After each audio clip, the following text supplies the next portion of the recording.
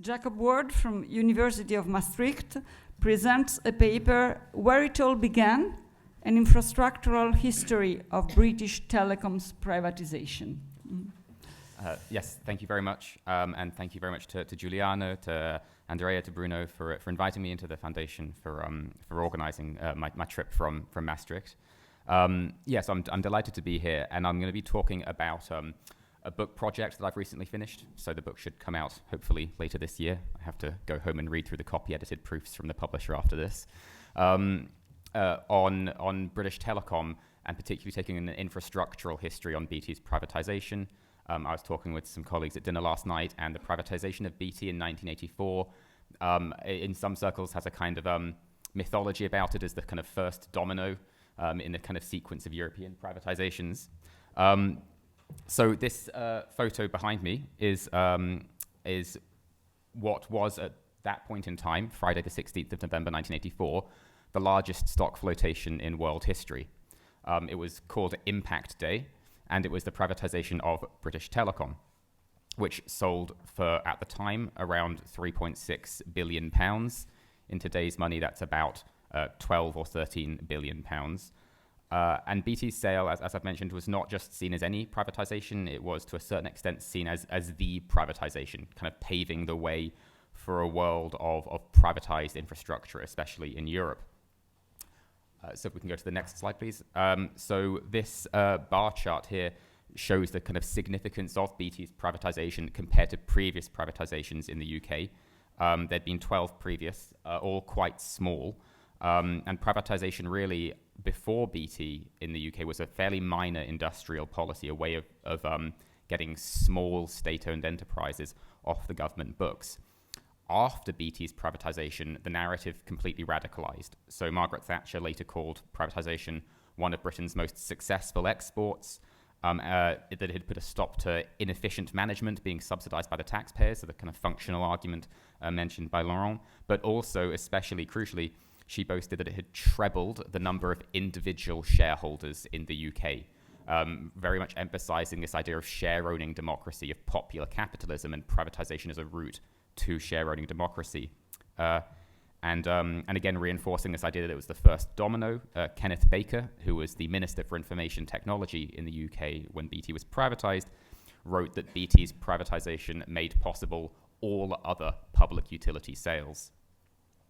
And this is, to a certain extent, the kind of historiographic consensus as well, this idea that British Telecom's sale radicalized Thatcherism, turning privatization from a minor industrial policy into an instrument of share-owning democracy.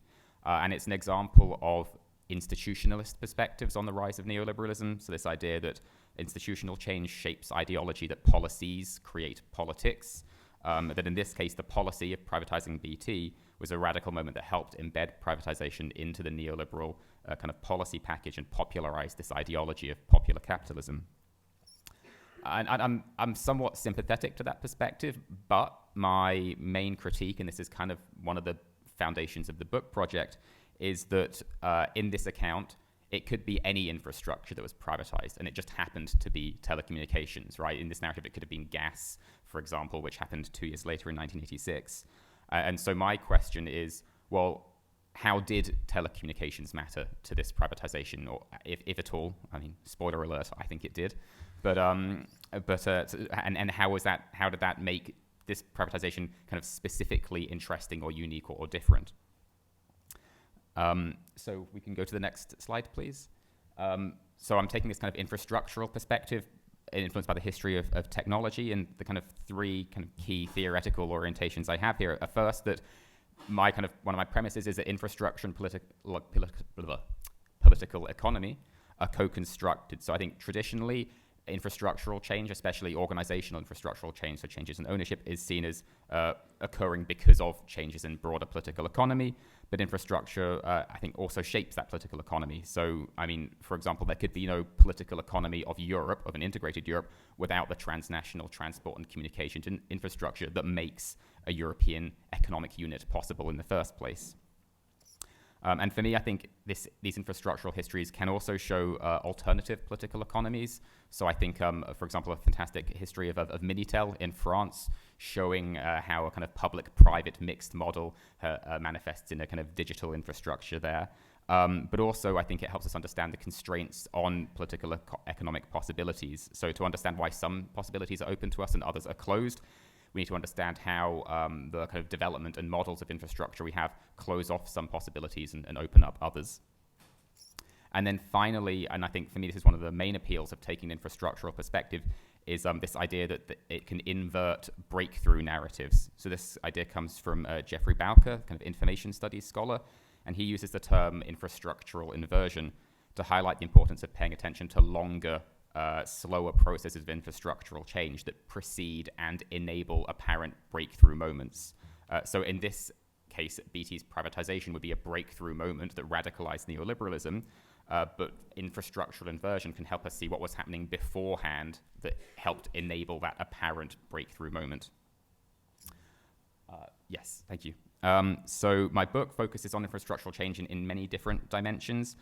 This paper today is going to focus just on one chapter, one of the last chapters, on the City of London as a place that is a kind of case study to demonstrate the book's broader approach. And the City of London, for me, is a relevant case because it was home to one of the most influential user groups for British telecommunications, which was the City of London's financial institutions. So investigating the influence of users on infrastructure is a key approach in the history of technology. User groups are important social groups that pressure for certain paths of technological change.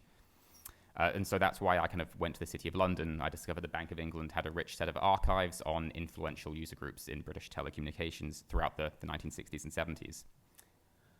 So we could go to the next slide, please.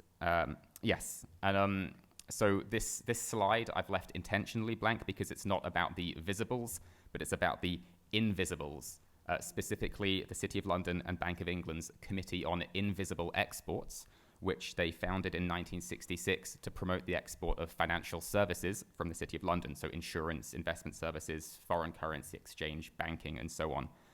And this was a moment in the mid to late 1960s where the City of London's financial institutions were under particular critique. In the UK, it was a Labour government at the time, and the critique was that British financial institutions weren't doing enough to invest in British manufacturing to support the export of British products abroad. Now, rather than accept that critique, the financial institutions turned around and said, well, actually, we can be an export industry instead. Why invest in British manufacturing when we can export British financial services instead? So they created this committee, the Committee on Invisible Exports, to promote this idea that the financial sector would be a kind of leading export sector for the British economy. But as a consequence of that, London's position in international communication networks became very important because that is the infrastructure through which these financial services are exported.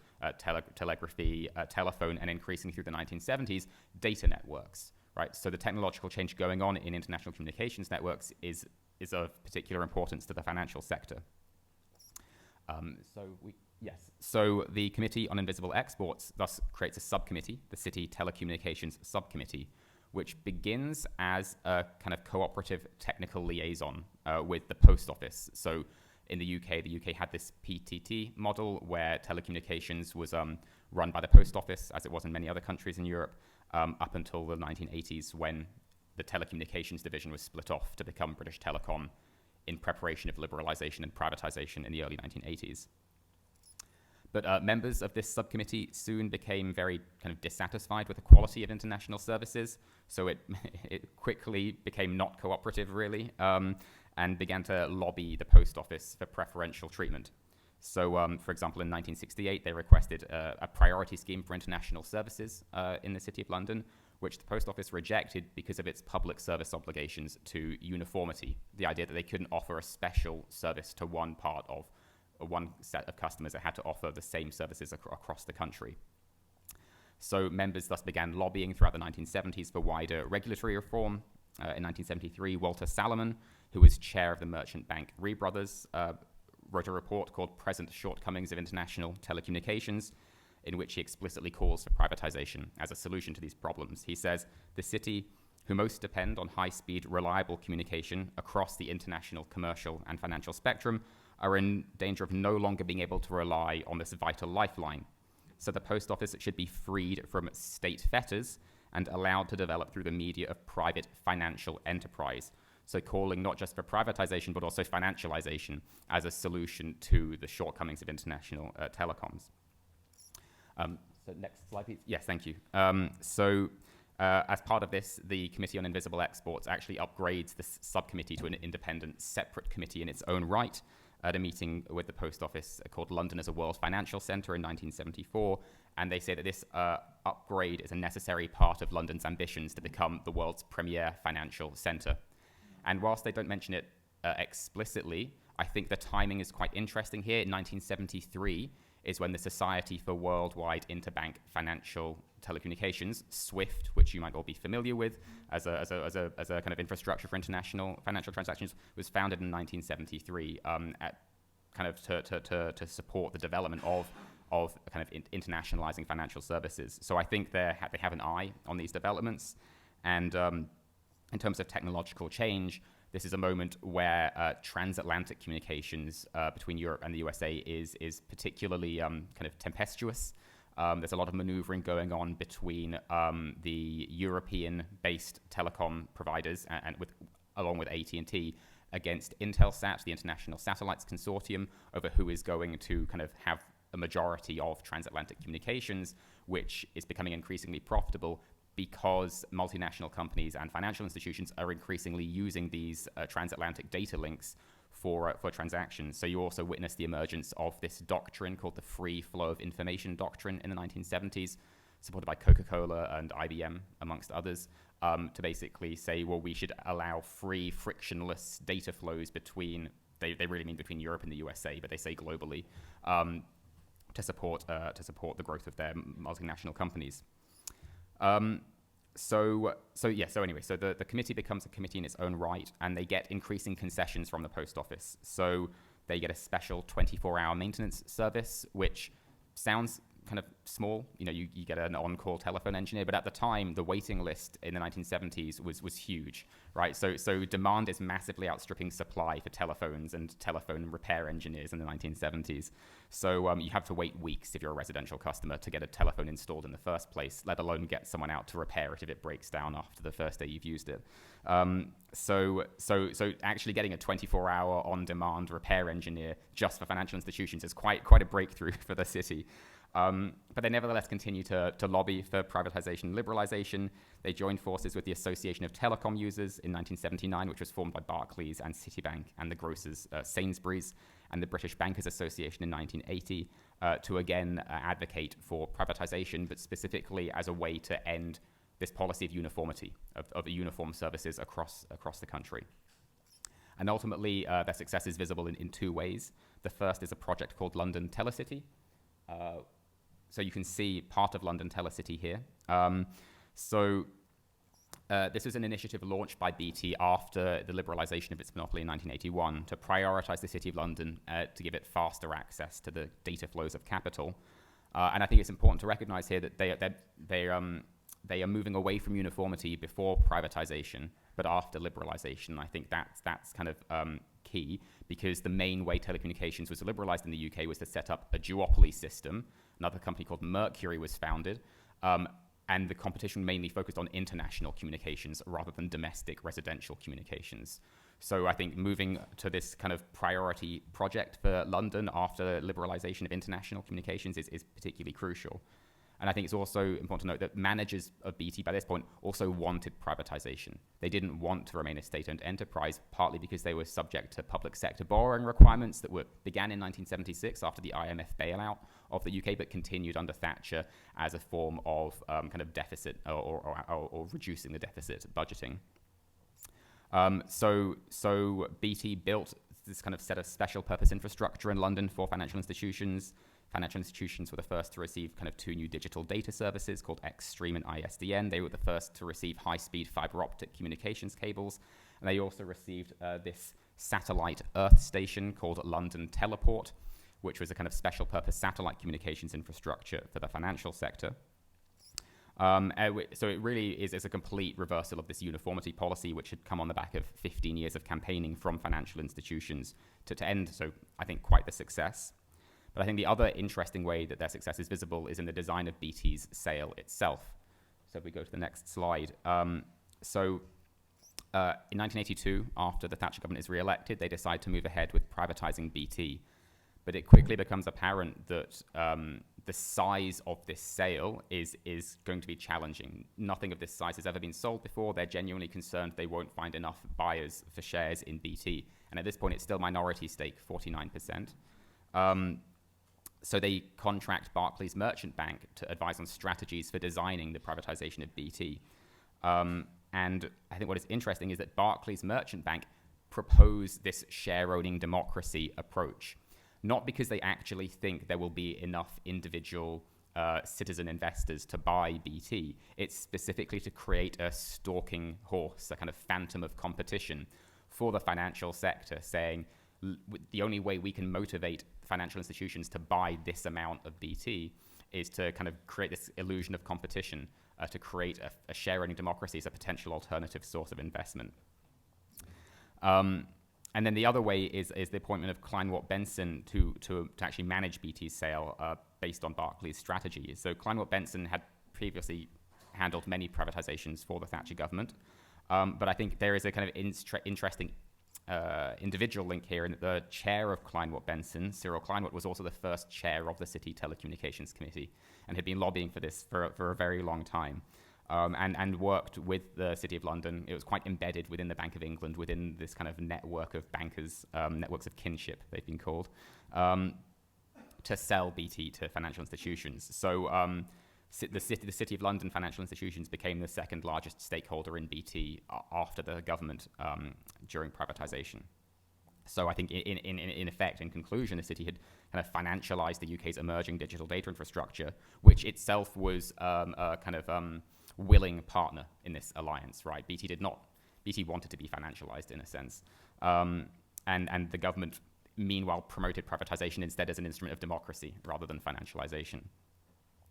And I think this legacy is a clear, yes, thank you, in the views that the BT and the Conservative government had to this financialization. So 1982, the same year that the Thatcher government began planning the sale formally, was also announced as Information Technology Year, 1982. And this was quite an interesting moment globally in the emergence of information technology as a keyword. It really puts information technology on the agenda as something that countries around the Western world are paying attention to. And Margaret Thatcher gives a keynote speech opening Information Technology Year, 1982. And she says that IT is going to be key to reviving Britain's economy, which is kind of a fairly standard discourse for the time, but it requires free enterprise and competition and privatization. But she then goes one step further and says, in effect, this specifically will help London become the most efficient financial center in the world through the city's ability to process vast amounts of information quickly and accurately. So the financial sector itself becomes subordinated to this information technology discourse, where the financial sector is seen as an information industry that privatization of infrastructure will support.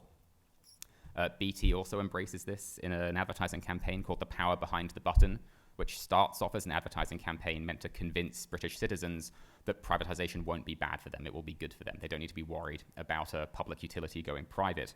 But the second wave of this campaign begins to focus on the financial sector, and they release an advert showing off kind of dealers in the city using BT phones and BT kind of terminals to make transactions. And they really emphasize that privatizing BT will be important to the global success of the City of London, which in turn will be important to the British economy. So you see this kind of layering of you need privatization for the City of London and you need the City of London for the British economy to be strong. So this idea, which begins with the Committee of Invisible Exports in 1966, has really become embedded in narratives about privatization, that these financial services, these invisible exports, are fundamental to the future of the UK economy. It's manufacturing is gone, it's about financial services now, and BT's sale is crucial to that. So that leads me to then argue overall about the emergence of what I call in the book the London ideology. So some of you may be familiar with this phrase, the Californian ideology, argued in a paper in 1996 by Richard Barbrook and Andy Cameron, that says that that California, specifically Silicon Valley, was key to the emergence of this ideology about information technology as simultaneously emancipatory and kind of freeing individuals from state controls and allowing new forms of individualism and self-expression, but also for reviving the economy in the 1990s USA. So you have people like Newt Gingrich appearing on the front cover of Wired magazine as this kind of like icon of free market individualist entrepreneurialism. And I argue that you actually see something similar but financialized emerge in the UK in the 1980s. This idea that information technology will still be important for individual freedom and self-expression, but it'll also be important for the economy, a deregulated kind of marketized economy, but specifically in service of the financial sector, and that it's in service of financializing the UK economy that this takes hold so much. And you see that diffuse a little bit as well. So I think you can see traces of that in Martin Bangerman's report, I think in 1994, called Europe and the Future Information Society, I think, in which he says that privatization, he writes, privatization is key to Europe having a market-driven information revolution, right? So here, it's not privatization as the ends, it's as a goal, it's privatization as a mean to Europe having an information society. So then to conclude, yeah, and one more slide, please. Broad conclusions is that what my research suggests is privatization was specific, not general. I think this is a bit similar to what Laurent was saying earlier about privatization is flexible, is that BT's sale was not just the product of a top-down program of economic denationalization of all state-owned enterprises, but it was influenced bottom-up by ideas from users, here financial users, about the future economic and technological importance of telecom infrastructure specifically to the UK, right? So it's shaped specifically by the nature of the infrastructure being privatized. It was both local and transnational. So here you have a very important kind of economic cluster, London, that requires a specialist infrastructure, but to support its place in a transnationalizing economy.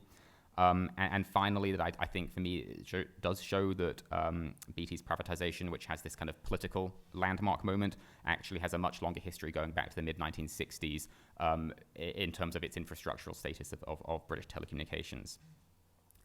So my last slide really is an invitation to all of you to kind of think a little bit more about what this could mean for a broader European history of infrastructure privatization. So the political economist Judith Clifton, along with Daniel Diaz-Fuentes, has argued that European integration was the most influential cause of privatization around Europe. That institutional changes post-1993, post the Maastricht Treaty, produced privatization and liberalization trajectories across Europe. And here she is arguing kind of against the UK did it first, BT as the first domino, so obviously I'm have my own views there. But my actual kind of main issue with this argument is that it's very similar to these critiques I made about BT's privatization at the very beginning of this paper, this kind of institutionalist perspective that policies create politics, that a European political economy of marketized, privatized infrastructure was born from institutional change in European political institutions. And I think we can go further, right? I think we can think more specifically, in more detail about the different types of infrastructure of enterprise being privatized and how that was in service of specific ideas about what that sector of the economy was for, whether it's telecommunications for finance or, automotive industry for, personal mobility versus long-haul trucking, for example. So there are sectoral technological trends in communications, in energy and transport that influence this process, and they need further exploring. And yeah, I'd love to hear more about what other people think about that as well. So thank you very much for your time.